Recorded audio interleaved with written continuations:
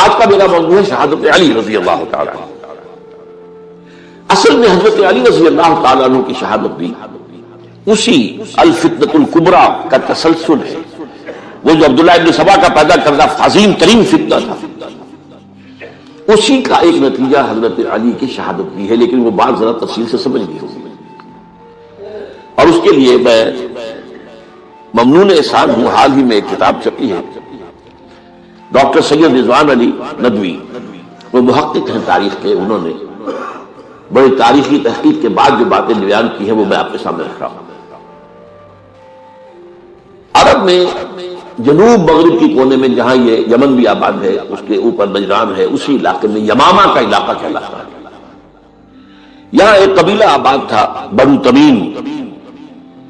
یہ جو لوگ تھے بڑے کرخت مزاج، جنگجو، اکھڑ، ضدی، اور جس بات کو ایک دفعہ مان لے اس کو اڑ جانے والے اور مر مٹنے والے۔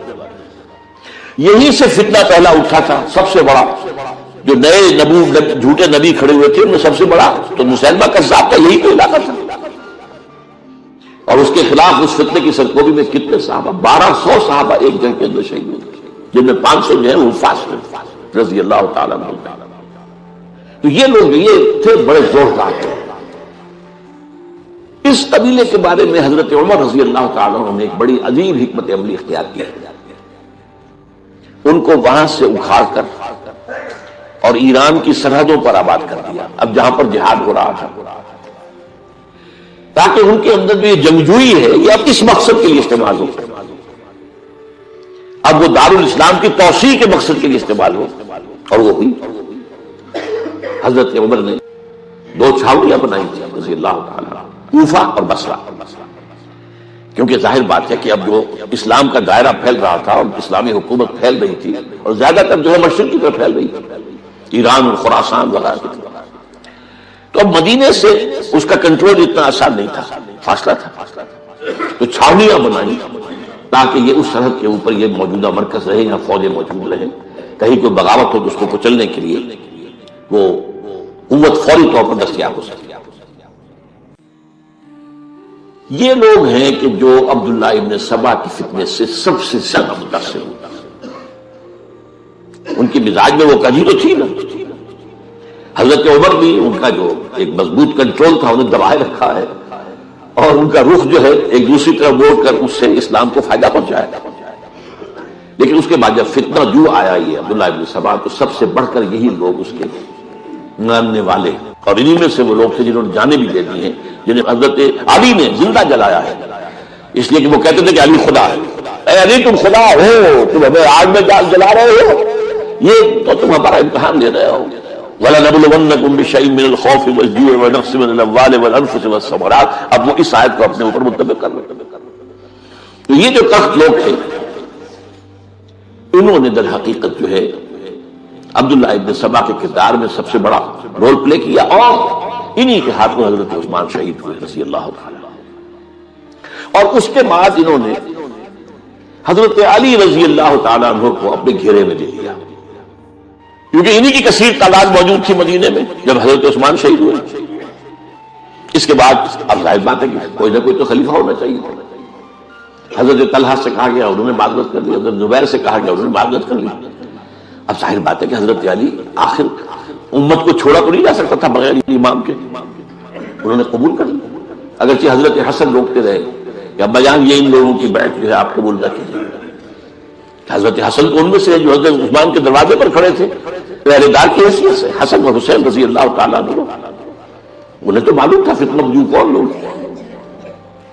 اس کے بعد حضرت علی رضی اللہ تعالیٰ عنہ نے اسی حکمت سے، جس حکمت کے تحت حضرت عمر نے یہ چھاونیاں آباد کی تھی، دارالخلافہ بھی مدینے سے کوفہ منتقل کر دیا تاکہ پورے عالم اسلام کو کنٹرول کیا جا سکے اس مرکز کے ساتھ۔ اس کا نتیجہ یہ نکلا کہ اب گویا کہ حضرت علی کے گرد ان لوگوں کا گھیراؤ مکمل، کوفے میں یہی تو آباد تھے، کوفی یہی تو تھے، حضرت عمر نے انہیں لا کے یہاں آباد کیا تھا۔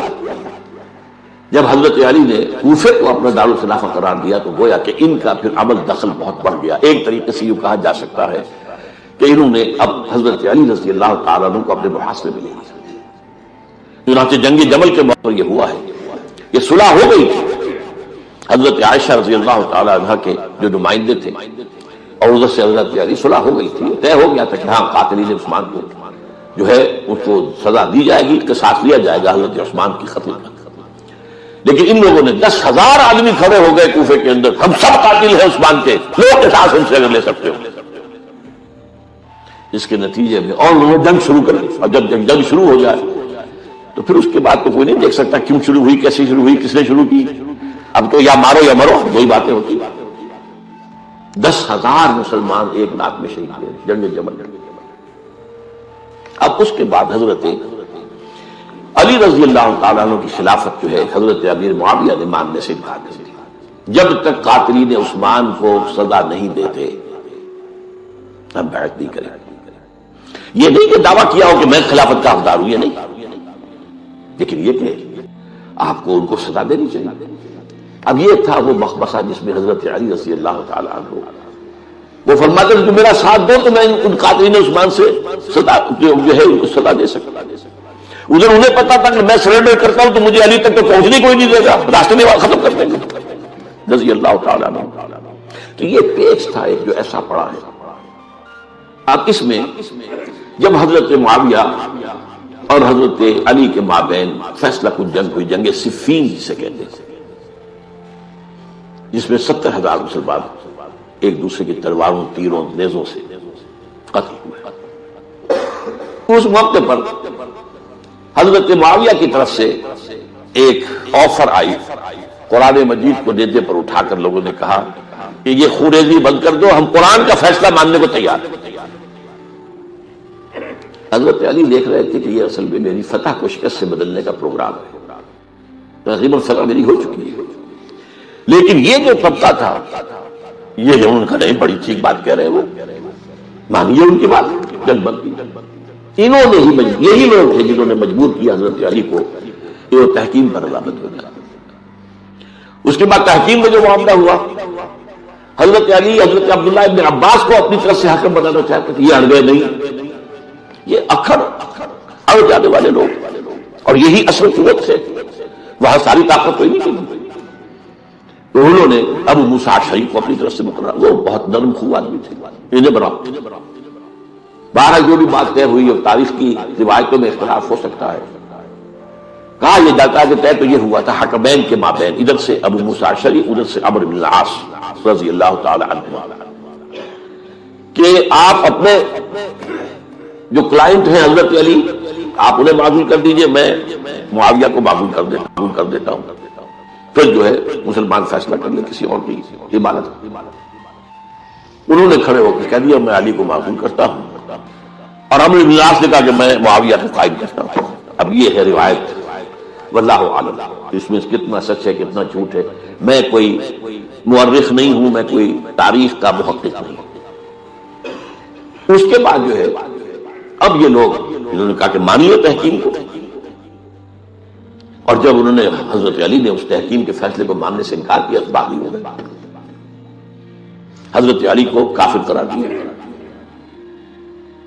اور جا کر ایک جگہ پر حرورا ایک جگہ تھی وہاں پر جا کے جمع ہو گئے، جتھا بندی کی بہت بڑی طاقت اور وہاں انہوں نے طے کیا کہ علی بھی کافر ہو گیا، معاویہ بھی کافر ہو گیا، عمرو بن العاص بھی کافر ہو گئے، سب کافر۔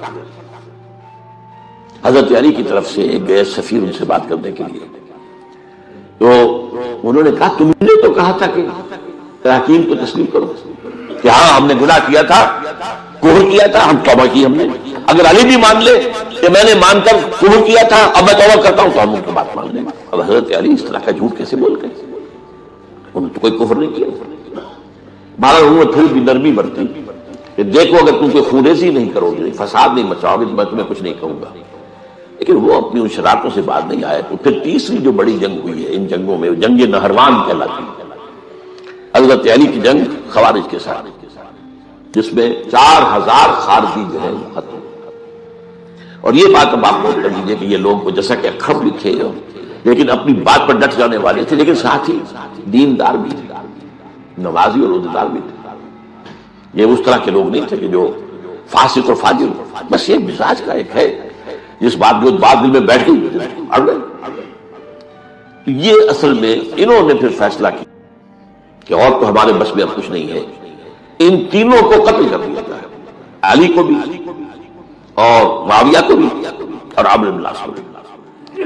تو ایک جگہ ان کی سازش ہوئی، 3 آدمی معین ہو گئے، ایک ہی وقت کا فیصلہ ہو گیا، فلاں تاریخ کو فجر کے وقت تم جاؤ، وہ تم کوفے کی جامع مسجد میں جب علی نماز جماعت کرا رہے ہو خنجر میں مارو انہیں۔ اور یہ اس کا نام ابن ملجم تھا، خارجی، یہ وہی لوگ بنو تمیم کے لوگ۔ دوسرا جو تھا وہ دمشق میں حضرت معاویہ کو قتل کرنے شہید کرنے کے لیے پہنچ گیا۔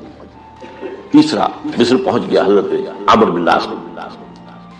اب یہ بات اللہ کی طرف سے ہے، یہ تو اس کی مشیت ہے، اس کا فیصلہ ہے۔ حضرت علی پر وار کارگر ہوا، آپ شہید ہو گئے۔ حضرت معاویہ پر وہ وار ذرا اوچھا پڑا، زخمی تو ہوئے لیکن آپ کی جان بچی۔ عمرو بن العاص وہ مسجد میں کسی معذوری کی وجہ سے، عذر کی وجہ سے فجر میں آئی نہیں سکے، لہذا حضرت علی کی شہادت ہو گئی۔ اب یہ ہے اصل پس منظر، ان لوگوں نے کیا شہید، اصل میں وہ سمجھ لینے کی بات ہے، یہ خوارج نے شہید کیا، لیکن خوارج کا فتنہ سبائی فتنے ہی کا آف شوٹ ہے، اسی کے ذیل میں ہے، اسی کی ایک شاخ ہے، اسی کا ایک نتیجہ ہے۔ یہ خوارج جو ہے بعد میں بھی ان کی مسلسل جو ہے وہ جنگیں رہی ہیں۔ بہرحال اس صورتحال کو یہ سمجھ لیجئے کہ یہ خلفائے ثلاثہ رضی اللہ تعالی عنہ، حضرت عمر شہید، عثمان شہید، علی شہید۔ عجیب بات ہے کہ تینوں کا نام عین سے شروع ہوتا ہے، عمر عین سے، عثمان عین سے، علی عین سے، تینوں شہید ہوئے ہیں۔ لیکن یہ کہ یہ ہے تاریخی پس منظر۔